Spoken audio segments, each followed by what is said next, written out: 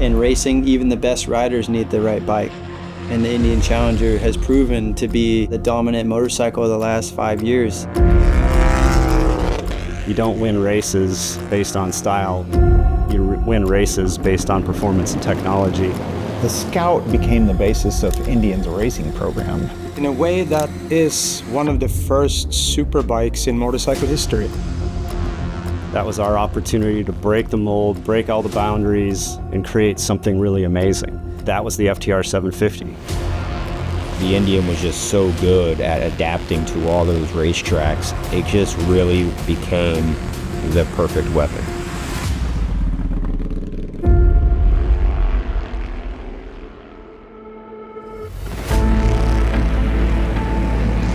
You know, over the history, racing really helped define what Indian Motorcycle was. We developed a V-twin engine in 1905 for racing, and then it came out in 1907 in the production bikes.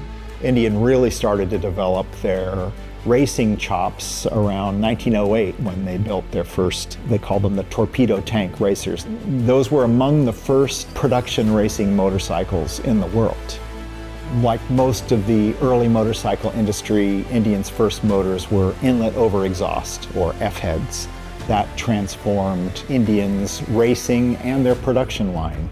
So they became the next manufacturer to really adopt side valve engines, which became the PowerPlus in 1915. In terms of race on Sunday, sell on Monday, this was actually a better proposition because this was not factory exotica. This looked like the ordinary PowerPlus that you could buy that was suddenly doing 100 miles an hour on a board track.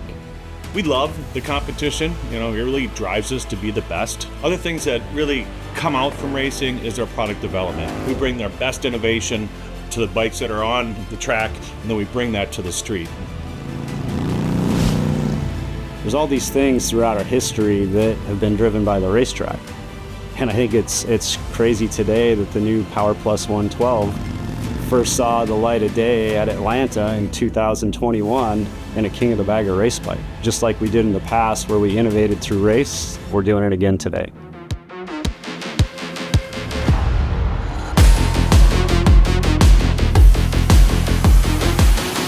Last time this class raced in Wisconsin, things got really chippy. Yeah, I was hoping Laguna Seca was going to be the following weekend because the rivalry between Harley and Indian is real. King of the Baggers has been around for 5 years, and you know, it's a story of two giants just battling it out. You know, we won the championship last year. Frankly, Harley-Davidson went home, did their homework. What that means for us is we got to be Indian Motorcycle. We got to go back and dig and innovate and create technology. The riders got to work harder, and we got to create a package together as a team to go beat Harley-Davidson, and that's where we're at. Yeah, we're out here at Laguna Seca. It's my home track, and it's got a lot of familiarity to me. I've been coming here for quite a few years now, and it feels really good to be back home racing here. See the number 29 of Tyler O'Hara, part of that Indian wrecking crew, up inside of the top 3 in this qualifying session.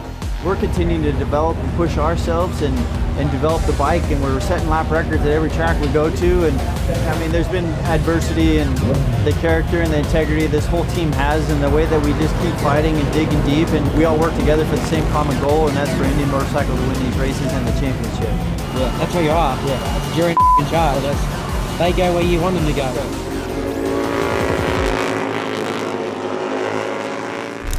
Here comes the winner, number 1, Bobby Hill. The Scout was a very popular motorcycle. It also became the basis of Indian's racing program. Celsior produced their Super X, which was a 45 or a 750cc motor. So Indian answered that with a full 45 cubic inch Scout model. The Indian Scout has a great legacy in racing from the 1920 Scout. That's the bike Burt Monroe set the land speed record on in Bonneville. Next came the 101 Scout, which is still today considered the perfect Scout. It's what the guys in the Wall of Death still use to this day because it's so well balanced, so easy to ride, so predictable. All these guys, they won Daytona, they won races, they won Daytona 200. Ed Krutz in 37, Floyd MD in 48. That's over 10 years later. This same bike, still being competitive, still winning races, and selling in the street. In a way, that is one of the first super bikes in motorcycle history. That was the Scout back in its day.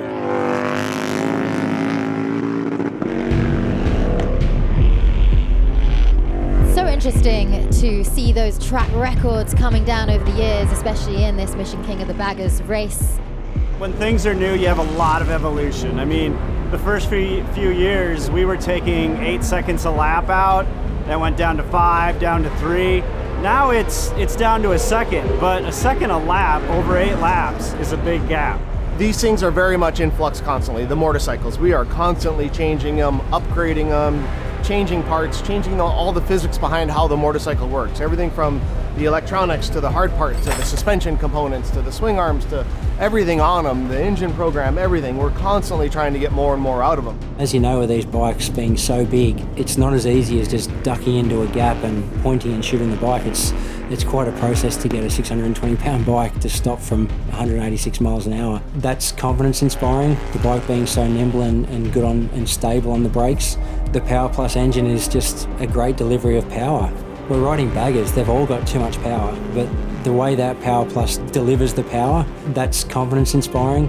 Put it in perspective, our super sport category, I think this week qualified at, I believe it was a 26.3, and these guys are 27.5, 1.2 seconds off of a top super sport bike compared to a bagger's. One really pleasurable aspect of this team is how well the riders and the crew chiefs and the data guys work together. It's an open book. For me, our exit come from our engine. Yeah. But you don't realize that. Got it. Because you don't realize you are going too slow in, or you have that movement and then you ask more. Yeah. Or that movement make you lose the grip.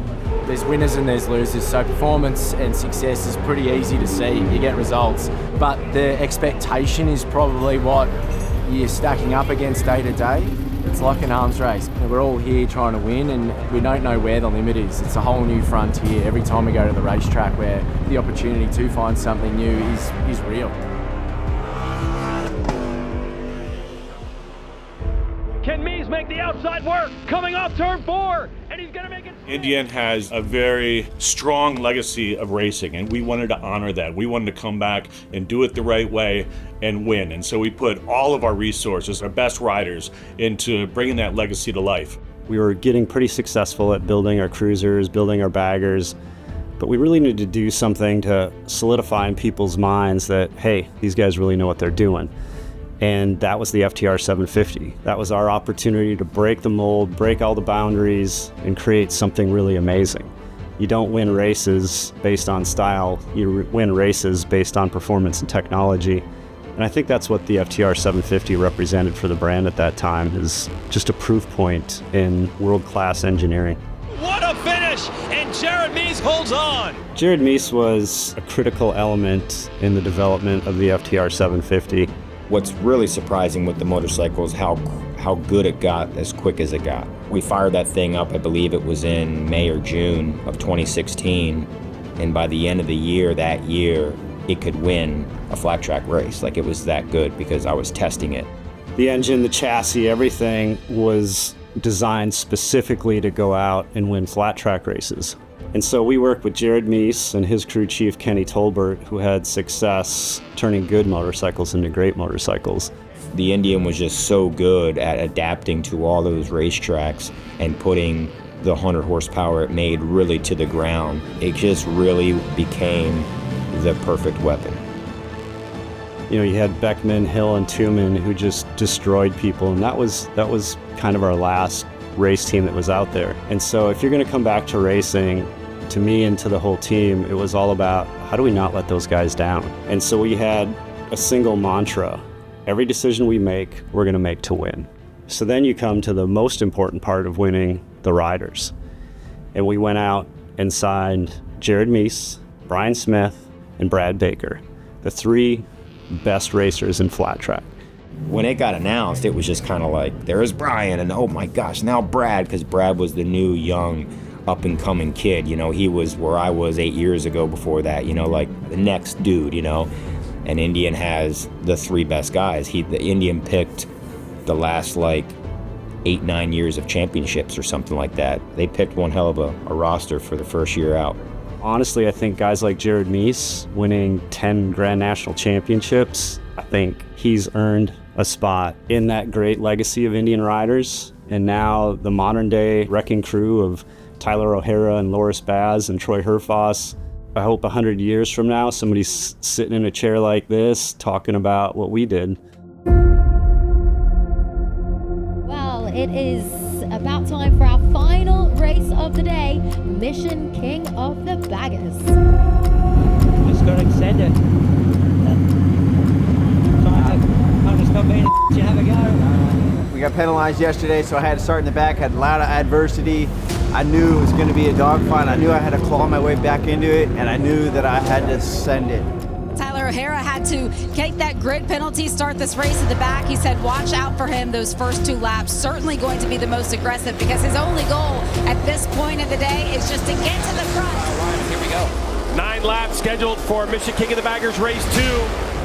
Away we go, up the hill, over the hill to turn number 2. Is that O'Hara that's just sent it down in there? Oh my goodness. Yeah, I think it was. Is that T.O. from the back? That it is. Look at him. Like O'Hara just making up spots early. His only goal at this point of the day is just to get to the front as quickly as possible. He knows he has the speed. It's going to be about getting there to be able to use it. Oh, and Bradley Smith goes sliding up underneath his teammate down into turn 5. So Bradley Smith gets through on James Rispoli. So you see Tyler O'Hara just behind them. With 5.5 to go. Went down, and you can see here too. That could have been Rispoli. It is Rispoli who's gone down in turn 4. Lots of chaos up front. James Rispoli went down again. Bradley Smith went down, collected Loris Baz. Oh man, Bradley just went down, and he's taken off the track. He's also got Baz off the track. Now we're going to see if Tyler O'Hara has anything for Rocco. Last time through, they both went 28.9s. Good sector 2. Get Rocco. Come on, Tyler. This would be incredible if Tyler O'Hara can go from the last row and find his way on the podium. What just happened? No. I just can't believe this. Well, Kyle Wyman takes over the lead. He inherits the lead with something that happened at the top of the corkscrew. Third, baby, third. And Tyler O'Hara able to work his way from last. He was aggressive. He told Jamie he's going to get after it, and he's able to bring his S&S Indian Challenger to the podium, 3rd place, then his teammates Baz and then Herfoss. Tyler O'Hara is not only a former King of the Baggers champion, he's a king of adversity. Like you knock him down and the dog comes out in Tyler O'Hara and he finds another gear. It feels good to get back on the podium. It's been a minute. I mean, obviously we had the podium at Road America technically, but you know, to not get on the podium and have champagne and really celebrate with the team, this one feels good. We're gonna keep fighting, and you know, we really want to get some wins and get back in this championship fight.